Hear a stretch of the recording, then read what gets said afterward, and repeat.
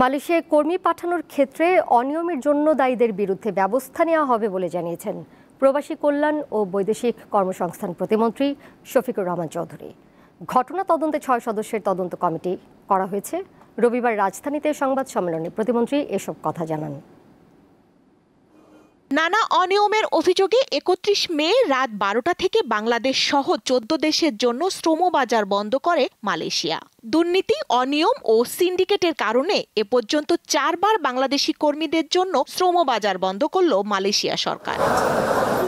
Visa এবং জনশক্তি কর্মসংস্থান ও প্রশিক্ষণ ব্যুরো থেকে মালয়েশিয়া যাওয়ার সব ক্লিয়ারেন্স পাওয়ার পরও শুধু বিমানের টিকিট না পাওয়ায় প্রায় ৩১,০০০ বাংলাদেশি শ্রমিক মালয়েশিয়া যেতে পারেনি।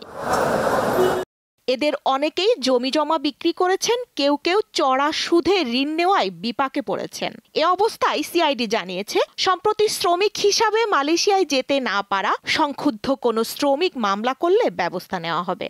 মানব পাচার করে বা ভুয়া টিকিট, ভুয়া ভিসা ইত্যাদি দিয়ে যারা মানুষের সাথে প্রতারণা করেছে, মানুষের অর্থ নিয়েছে, তাদের বিরুদ্ধে আমরা মানব পাচারের একদিকে মামলা করি, পাশাপাশি এটা মানি লন্ডারিং প্রেডিকেট অফেন্সের একটা পার্ট। ক্ষতিগ্রস্ত শ্রমিকদের অভিযোগের ভিত্তিতে তদন্ত কমিটি যথাযথ পদক্ষেপ গ্রহণ করবে বলে জানিয়েছেন প্রবাসী কল্যাণ সচিব।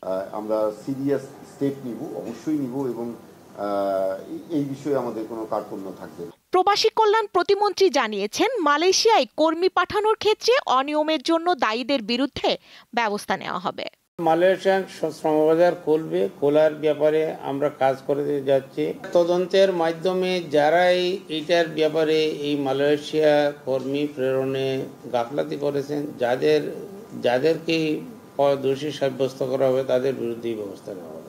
প্রতিমন্ত্রী জানান, মালয়েশিয়ার শ্রমবাজার নিয়ে সৃষ্ট সংকট সমাধানের চেষ্টা চলছে। স্বস্তিকা সিংহ, দীপ্ত সংবাদ, ঢাকা।